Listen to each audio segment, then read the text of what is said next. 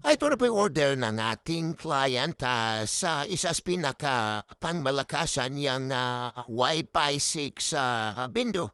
Ay, ito yung pinapersonalize na gusto niyang jumbo box. Ayan, kung napanood po natin yung mga naunang video, kasi yan pong gusto kasi ng ating client itong ating pinakamalakas na Wi-Fi 6 MikroTik Hub AX3. Ayan po yung pre-trial setup natin. Meron na tayong Queen slot. Di na nakakonect na rin ang ating 5 ports gigabits Easy Smarts PoE switch. Natested na rin po ito na ating switch hub sa ating computer. Working po talaga itong ating gigabit switch. Tingnan, connected na po ang ating gigabit switch. Ayan, sa kanyang power supply. Ayan, kaya ito na po yung set up. Ayan yung ating ISP, connected na po yan sa ating internet service provider na Converse or kahit anong pwede po ilagay na ISP, PLDT Fiber, Blue Fiber, Converse or Starlink din dito sa isang port.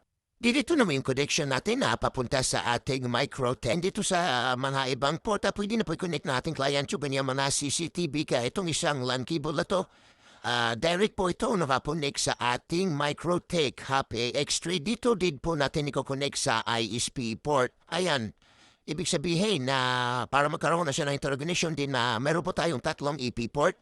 Din dito sa LAN port, pwede po tayo maglagay ng extension yan papunta naman sa ating mga piso Wi-Fi window dahil open internet po ang ginawa natin dyan sa LAN port. Ngayon, ito na po yung ating Queen slot. Actual testing po tayo dito sa ating mobile phone kung working na po ang ating piso Wi-Fi 6 window. Ayan click po natin itong sign in. Automatic pop-up po ang ating portal. Dito na tayo connected sa MikroTik Wi-Fi 6 Hub AX3. Try po natin mag-insert Queen. Ayan.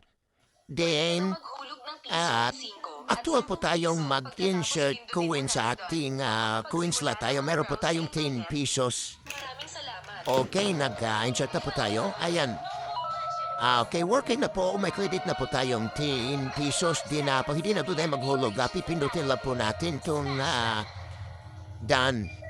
Pag napindot po natin itong done, ayan, antayin lang po natin magko-connected na po ang ating mobile po na yan. Connected na po yung status natin.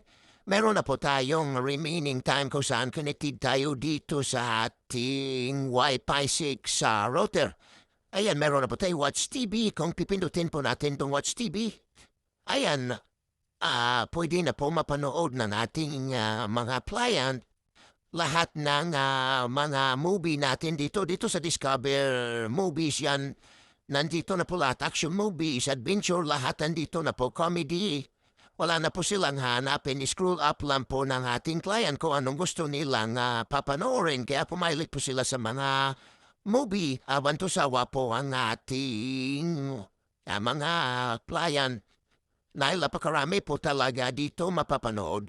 Mga lumang movie or mga bagong movie or pati na rin po yung mga Tagalog movie. Din dito naman sa movie series or Discover series. Sa mga gusto naman pong ma-apply and manood na mga naka-episode movie, ayan. At saka mga anime or mga cartoon movie. Din ang next video natin dito, actual na nating ilalagay mismo dito sa loob ng ating jumbo box.